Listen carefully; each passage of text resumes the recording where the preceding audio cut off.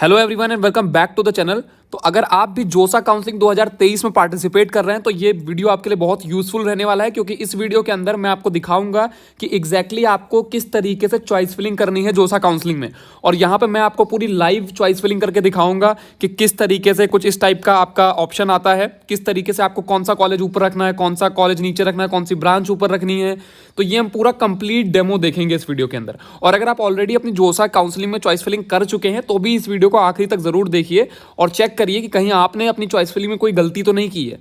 तो हम यहाँ पे पूरा complete step by step process देखेंगे, मतलब आपको कहाँ से शुरू करना है फिर आखिरी तक का कि क्या क्या प्रोसेस होते हैं अपनी एक अच्छी चॉइस फिलिंग करने के लिए। और कुछ इस टाइप का ऑप्शन आपके सामने अभी आ रहा होगा जब आप अपने जोसा के लिए चॉइस फिलिंग करने के लिए लॉगिन कर रहे होगे। तो यहाँ पे मैंने बताया जैसा कि मैं आपको लाइव पूरा डेमो दूंगा कि किस तरीके से आपको अरेंजमेंट करना है। और हम देखेंगे कि कॉलेज रिसर्च प्रोसेस, मतलब आपको चॉइस फिलिंग जब आप करने जा रहे हो उससे पहले आपको कॉलेज रिसर्च प्रोसेस किस तरीके से करना है। इसके बाद जैसे मैंने आपको बताया college and branch preference, college को कौन से कॉलेज को कैसा प्रेफरेंस देना है, कौन सी ब्रांच को कैसा प्रेफरेंस देना है, ये देखेंगे हम। और सबसे ज़रूरी चीज़ mistakes to avoid while choice filling, मतलब अगर आप चॉइस फिलिंग कर रहे हो तो कुछ गलतियां जिनसे आपको बचना है। अगर आप ये गलतियां कर देते हो तो उसका रिजल्ट ये हो सकता है कि आपको हो सकता है अलॉटमेंट ना मिले, या फिर आप जो डिजर्व करते हो जो कॉलेज वहां पे आपको अलॉटमेंट ना मिल पाए। तो ये भी आप जरूर देखिए, क्योंकि लोगों को इसके बारे में आइडिया नहीं होता है और वो ये गलतियां कर देते हैं। तो यहाँ पे मैं आपको यही बताऊंगा कि कौन सी गलतियों से आपको बचना है। तो मेक श्योर कि आप इस वीडियो को आखिरी तक जरूर देखें, बिकॉज पूरे चॉइस फिलिंग प्रोसेस में बहुत सारी चीज़ें हैं जो आपको पता होनी चाहिए। और मैंने बताया कि अगर आप चॉइस फिलिंग कर चुके हो तो भी ये वीडियो आखिरी तक देख के जाना, ताकि आप ये भी चेक करके जाओ कि कहीं आपने अपनी चॉइस फिलिंग में कोई गलती तो नहीं की है। तो अभी मैंने आपके सामने जोसा का पोर्टल ओपन कर लिया है और यहाँ पे मैं अब आपको चॉइस फिलिंग करके दिखाता हूँ। तो इस बच्चे की जो रैंक है, जिसकी चॉइस फिलिंग में करने जा रहा हूँ, उसकी रैंक है लगभग 36,000। तो यहाँ पे मैं आपको अब दिखाता हूँ कि किस तरीके से आपको चॉइस फिलिंग करनी है। तो अभी हमारी जो भी रैंक है, हमें ये नहीं पता है कि हमें कौन से कॉलेज मिल रहे हैं, कौन सी ब्रांच मिल रही है। तो मैं आपको ये जरूर बोलूंगा कि बिना ऐसे ही आपको अगर पता नहीं है कि आपको कौन से कॉलेज और कौन से ब्रांच मिल रहे हैं तो आपको ऐसे ही रैंडमली कोई भी चॉइस फिल नहीं करना है। क्योंकि अगर आप चाहो तो यहाँ से अभी जिस तरीके से मैं कर रहा हूँ ऐसे आप भर सकते हो, लेकिन ये आपको काम नहीं करना है। आपको पहले देखना है कि आपकी रैंक के हिसाब से कॉलेज कौन से मिल रहे हैं, वरना इसको हम क्या बोलते हैं, मतलब यहाँ पे जब रैंडम बहुत सारी चॉइसेस हो जाती हैं तो हम इसे बोलते हैं कॉलेज स्टफिंग। तो कॉलेज स्टफिंग की वजह से मतलब जो डिजर्विंग कॉलेज होता है वो अलॉट नहीं होता है। आपने इतने सारे कॉलेज भर दिए, उसमें से अगर आपको लोअर ब्रांच अलॉट हो जाती है या लोअर कॉलेज अलॉट हो जाता है तो वो मतलब अगर आप इतने ऑप्शन भरते हो, इतने ज्यादा ऑप्शन, तो ये कॉलेज स्टफिंग की वजह से ये प्रॉब्लम हो जाती है। तो आपको सबसे पहले चेक करना है कि आपको कौन से कॉलेज मिल रहे हैं। तो उसके लिए आप पूरी एक लिस्ट बना लो यहाँ पे। जैसे कि यहाँ पे मान लीजिए आपको एनआईटी दिल्ली मिल रहा है, आप एनआईटी दिल्ली लिख लो, एनआईटी दिल्ली में सीएस मिल रही है, एनआईटी, ये आपको चेक करना है। और अगर आपको मतलब ये मैनुअली आप चेक करना नहीं चाहते तो इसका एक सब्स्टिट्यूट भी हमारे पास, जो मैंने आपको ऑलरेडी अपने वीडियोस में बताया है, जो हमारा करियर मार्गदर्शन का काउंसलिंग कॉलेज प्रिडिक्टर बंडल है। इसके अंदर आपको multiple JoSAA counselling, spot counselling, JAC Delhi counselling, JAC Chandigarh counselling, UPTU, MPDT, Punjab technical university Thapar, HBTU, Jaypee और आईआईटी, मतलब आपका अगर जेई एडवांस क्लियर है तो आईआईटी, तो मतलब आप ये अलग अलग कॉलेजेस प्रिडिक्ट कर सकते हो। तो इसमें आपको कॉलेज रिपोर्ट तुरंत के तुरंत मिल जाएगी। तो जैसे मुझे जोसा में अब मैं चॉइस फिलिंग करने जा रहा हूँ, मुझे ये जानना है कि मुझे कौन से जोसा में मिल सकते हैं, तो मैं यहाँ पे प्रिडिक्ट कॉलेजेस पे आता हूँ और जो रैंक है मेरी, तो यहाँ पे मैं अपनी रैंक डाल देता हूँ। तो इसके बाद मुझे अपनी कैटेगरी सेलेक्ट कर लेनी है और यहाँ पे मैं अपनी ओपन कैटेगरी सेलेक्ट कर लेता हूँ। यहाँ पे आपको अपना जेंडर सेलेक्ट कर लेना है और इसके बाद आपको अपना होम स्टेट सेलेक्ट कर लेना है। तो मैंने यहाँ पे होम स्टेट सेलेक्ट कर लिया है। इसके बाद मुझे ये देखिए तुरंत का तुरंत पता चल गया कि मुझे कौन से कॉलेज मिल रहे हैं। यहाँ पे देखिए आप एक page number 1, page number 2, page number 3, page number 4 और पेज नंबर 5 तक। तो अब हमें ये पता चल पा रहा है कि हमें हमारी रैंक के हिसाब से कौन से कॉलेज मिल रहे हैं। तो अब हमारे लिए आसान होगा कि हम मतलब चॉइस फिलिंग कर पाएँ, और इसकी भी प्रोबेबिलिटी कम हो जाती है कि हम इसमें कोई गलती करेंगे, क्योंकि हमें ऑलरेडी क्लियर हो चुका है कि हमें कौन कौन सी ब्रांचेस मिल रही हैं हमारी रैंक के हिसाब से। तो अब यहाँ पे मैं देख रहा हूँ कि एनआईटी श्रीनगर में मैकेनिकल मिल रही है, एनआईटी उत्तराखंड में सिविल मिल रही है, और आईआईएसटी शिवपुर के अंदर सिविल मिल रही है, एनआईटी हमीरपुर में मटेरियल मिल रही है। तो इस तरीके से अगर हम और आगे देखेंगे, एनआईटी नागालैंड में इलेक्ट्रॉनिक्स मिल रही है, आगे आपको प्लेसमेंट भी दिख रहा है। तो आपके लिए और आसान होगा कि आपको एक ही जगह पर सारी चीज़ें पता चल रही हैं। एनआईटी दुर्गापुर मिल रहा है, तो और यहाँ पे आपको एनआईटी अरुणाचल प्रदेश मिल रहा है। तो इस तरीके से अब हम चॉइस फिलिंग करना स्टार्ट करते हैं। तो आप चाहो तो आप ये यहाँ से कॉपी करके यहाँ पे पेस्ट भी कर सकते हो। अब आपको करना क्या है कि अब आपको पहले पेज को ओपन करना है। आपको देखना है कि आप कौन से कॉलेज में मतलब कौन से कॉलेज और कौन सी ब्रांच में इंटरेस्टेड हो, जो यहाँ पे मेंशन्ड है। अब जैसे मान लीजिए जिस बच्चे की मैं चॉइस फिलिंग कर रहा हूँ वो सिविल इंजीनियरिंग में जो है वो इंटरेस्टेड है। तो अब मैं यहाँ से यहाँ पे जो है देख पा रहा हूँ कि सिविल हमें कहाँ कहाँ पे मिल रहा है। तो उसके अकॉर्डिंग मैं यहाँ पे अपनी सिविल ब्रांच एनआईटी पौंडीचेरी में सिविल मिल रहा है, तो मैं अपने चॉइस फिलिंग पे जाता हूँ और यहाँ पे मैं एनआईटी पौंडीचेरी सर्च कर लेता हूँ। यहाँ पे मैं एनआईटी पे जाता हूँ और यहाँ पे मैं पुडुचेरी को ढूंढ लेता हूँ, जिसको हम पुडुचेरी भी बोलते हैं, एनआईटी पुडुचेरी में मिल गया है। और अब हम इसको यहाँ से फिल्टर कर देते हैं तो यहाँ पे हमें एनआईटी पुडुचेरी दिखने लगा, यहाँ पे हम सिविल ब्रांच को प्लेस कर देते हैं। अब इसके बाद हमें और कौन से ऑप्शन दिख रहे हैं, यहाँ पे एनआईटी उत्तराखंड में हमें दिख रहा है सिविल, तो एनआईटी उत्तराखंड में हम सिविल भर देते हैं। तो यहाँ पे इसी तरीके से हमें एनआईटी उत्तराखंड सेलेक्ट करना है, यहाँ पे ढूंढना है कि एनआईटी उत्तराखंड कहाँ पे दिया हुआ है, और उसके बाद हमें उसकी जो सिविल ब्रांच है वो सेलेक्ट कर लेनी। तो यहाँ पे एनआईटी उत्तराखंड मिल गया हमें, अब यहाँ से हम सिविल पुट कर देते हैं। इसके बाद हमें और ऑप्शन कौन से मिल रहे हैं, अब यहाँ पे देखते हैं कि एनआईटी उत्तराखंड के अलावा अब हमें यहाँ पे आईआईएसटी शिवपुर भी मिल रहा है। तो आईआईएसटी शिवपुर का आप यहाँ पे प्लेसमेंट भी देख सकते हो। आप चाहो तो प्लेसमेंट के वाइज इसकी ऑर्डरिंग भी कर सकते हो कि आप अगर चाहते हो कि आपका मतलब सबसे बेटर प्लेसमेंट वाले कॉलेज में पहुंचो, तो आपको यहाँ पे प्लेसमेंट दिख रहा है कि एवरेज कितने का है। तो आपको यहाँ पे क्लियरली दिख रहा है कि भाई सिविल के अंदर एनआईटी उत्तराखंड में 10 लाख का है, पौंडीचेरी में लेकिन 8 लाख का है। तो अगर आप प्लेसमेंट वाइज चाहो तो इसको ऑर्डरिंग चेंज कर सकते हो। आपको दिख रहा है कि उत्तराखंड में जो है वो 10 लाख का एवरेज है, तो आप इसको अप कर सकते हो। और आप चाहो तो क्रॉस वेरीफाई भी कर सकते हो, इसकी वेबसाइट पे जाके इनका प्लेसमेंट भी चेक करो अगर आप प्लेसमेंट वाइज करना चाहते हो। और अगर आप रैंकिंग वाइज करना चाहते हो तो आप रैंकिंग वाइज मतलब वो कर सकते हो। तो यहाँ पे हमने 2 ऑप्शन फिल कर दिए हैं। इसके बाद अब यहाँ पे मतलब मैं और सिविल देख लेता हूँ। तो यहाँ पे देखिए मुझे एनआईटी मेघालय मिल रहा है और यहाँ पे 12.70 लाख का एवरेज है। तो मैं एनआईटी मेघालय भी इसी तरीके से यहाँ पे एनआईटी मेघालय देख लेता हूँ कहाँ पे है, और यहाँ पे मैं सिविल भर देता हूँ। तो ये एक तो मतलब ये प्रोसेस हो गया, मैं इसकी जो सिविल ब्रांच भर रहा था ये मैंने एक आपको वो दिखाया। अब मान लीजिए आपका जो डिमांड है वो है सीएस ब्रांच का, और आप चाहते हो कि आपको कुछ ना कुछ अलॉटमेंट मिले एटलीस्ट, है ना। तो उसके लिए आपको क्या करना है कि सबसे पहले आपको देख लेना है कि सीएस यहाँ पे कहाँ पे मिल रही है, ठीक है। उसके अकॉर्डिंग आपको यहाँ पे मतलब पहले क्या करना है, अब मैं आपको बताता हूँ कि आपको ब्रांच प्रेफरेंस और कॉलेज प्रेफरेंस किस तरीके से रखना है। मतलब आप चाहते हो कि सीएस में मैं सीएस में ले सकता हूँ, आईटी में ले सकता हूँ और इलेक्ट्रॉनिक्स में ले सकता हूँ, इसके नीचे मुझे नहीं जाना है।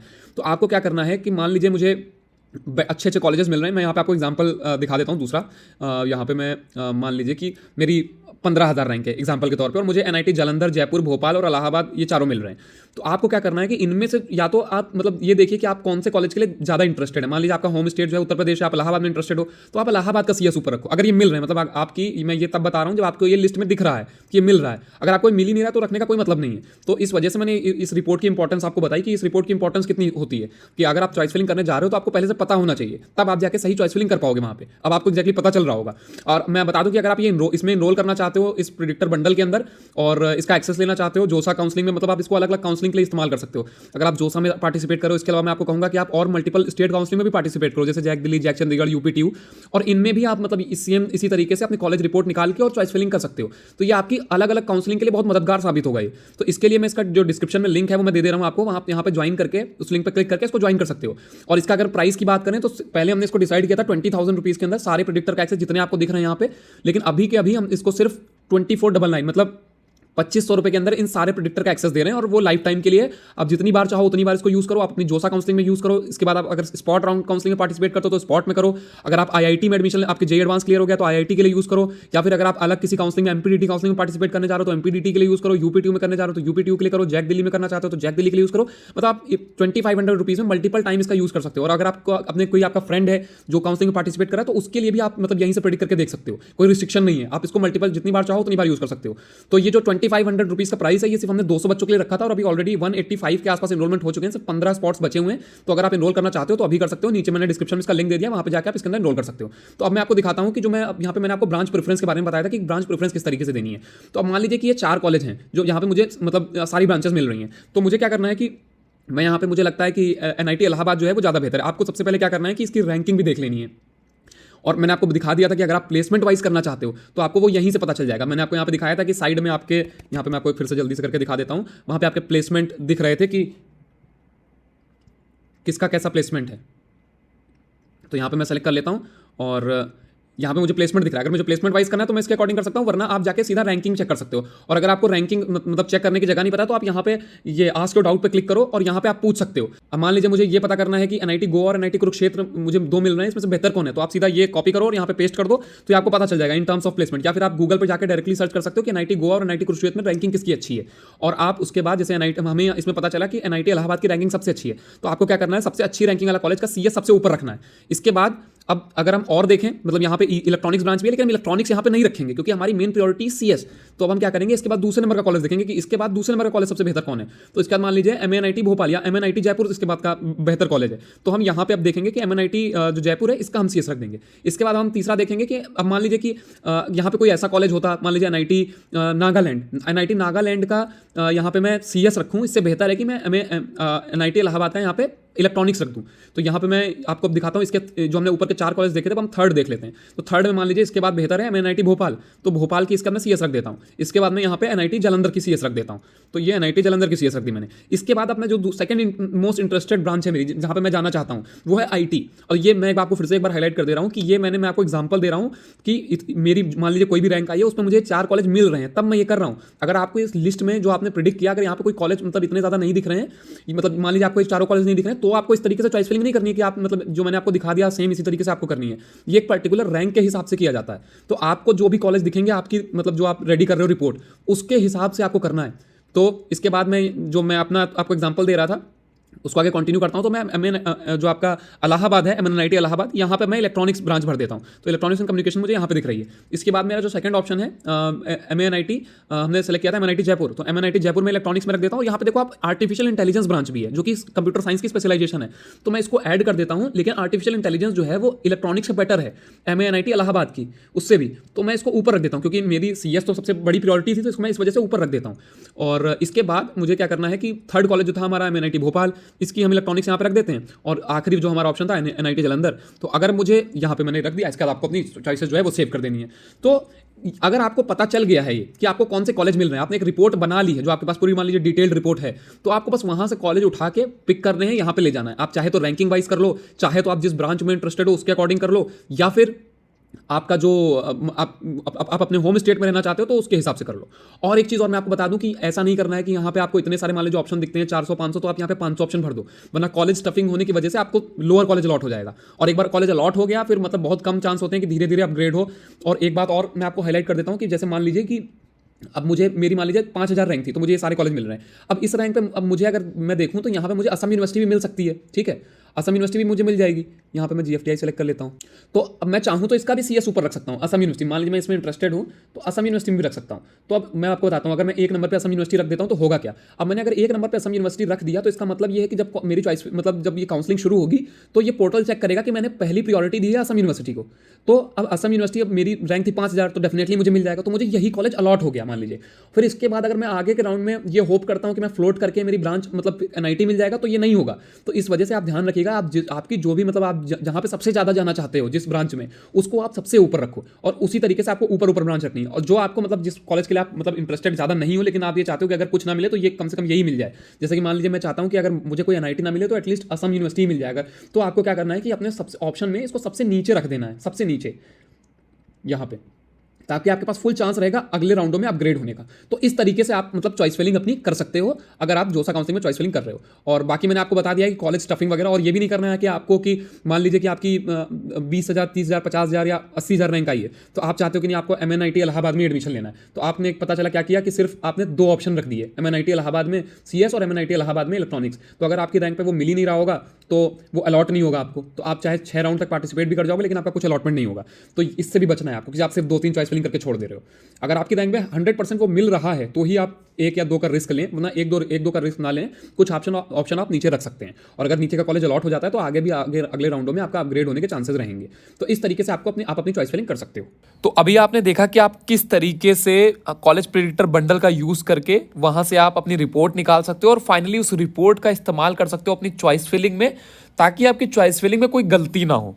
तो ये मैंने आपको पूरा दिखाया कैरियर मार्गदर्शन कॉलेज प्रेडिक्टर बंडल के बारे में। अगर आप इसमें इनरोल करना चाहते हो तो मैं फिर से बता देता हूं कि, और इसकी इन्फॉर्मेशन थोड़ी सी और दे देता हूं। इसकी लिंक जो है वो डिस्क्रिप्शन में है, आप डिस्क्रिप्शन में जाकर लिंक पे क्लिक करो और वहां से इनरोल कर सकते हो। इसका ओरिजिनल प्राइस हमने डिसाइड किया था, जैसा मैंने आपको बताया 20,500 रुपए, लेकिन अगले 200 बच्चों के लिए हमने डिसाइड किया कि हम इसको 2500 रुपीज में सारे के सारे प्रेडिक्टर का एक्सेस दे देंगे।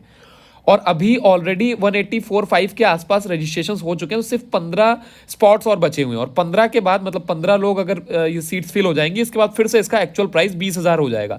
तो अगर आप मतलब अपनी चॉइस फिलिंग के लिए इसको यूज करना चाहते हो, अपनी JoSAA choice filling, spot round counselling, और अगर स्टेट काउंसलिंग में किसी पार्टिसिपेट कर रहे हो तो, या फिर IIT काउंसलिंग में, तो आप अभी इनरोल कर सकते हो इस प्राइस पे, सिर्फ और सिर्फ 2500 रुपीज में, और अपनी अलग अलग काउंसलिंग के लिए जो आप चॉइस फिलिंग करने वाले हो उसके लिए इसका इस्तेमाल कर सकते हो। और मैं आपको बता दूं कि नीचे जो डिस्क्रिप्शन में लिंक दिया हुआ है, जैसे ही आप उस पर क्लिक करोगे आपका जो फीस पेमेंट है, आप जैसे ही फीस पेमेंट करोगे 2499 रुपीज़ का भी, आपको तुरंत के तुरंत अगले 2 सेकंड के अंदर आपको इंस्टेंट एक्सेस यूजर नेम और पासवर्ड आपका जनरेट हो जाएगा और अगले ही पेज पे आप अगले ही सेकंड ये कॉलेज अपनी जो रिपोर्ट्स है इसको निकालना स्टार्ट कर सकते हो और अपने चॉइस फिलिंग कर सकते हो। और मैं आपको एक जरूरी बात और बता दूं कि अगर आपने ऑलरेडी चॉइस फिलिंग कर लिया है और बिना इन सब प्रोसेस के किया है जो मैंने अभी आपको बताया, उसमें आपने गलतियां की हैं, तो फिर आप फिर से स्टार्ट करिए। मतलब आपने चॉइस फिलिंग कर दिया, सारी चॉइसेस हटाइए, आप फिर से स्टार्ट कर सकते हैं और फिर से फ्रेश चॉइस फिलिंग करिए ताकि उन गलतियों के चांसेस ना रहें, क्योंकि यही सबसे इंपॉर्टेंट पार्ट होता है। इसके बाद ही आपको डायरेक्ट एक बार कॉलेज अलॉट हो गया तो फिर वो अलॉट हो गया।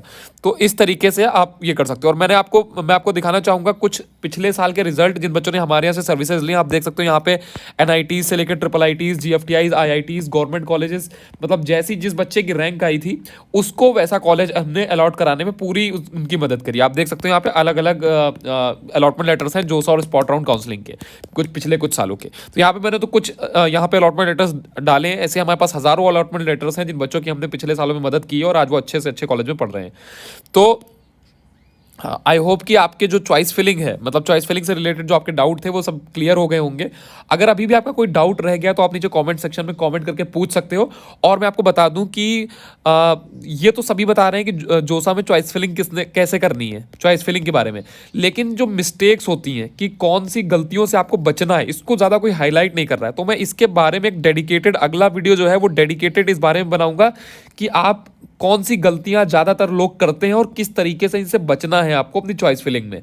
और ये मैं आपके जो चॉइस फिलिंग लॉक होने से पहले ही बना दूंगा ताकि आप भी चेक कर पाओ कहीं आपने गलती तो नहीं की है। तो चैनल को सब्सक्राइब कर लो इस वीडियो के लिए और आगे जो वीडियो आएगा उसमें चेक करो कि कहीं आपने भी तो कोई गलती नहीं की है और इन गलतियों से बच के आपको सबसे बेहतर चॉइस फिलिंग अलॉट हो। हमारी यही पूरी कोशिश है।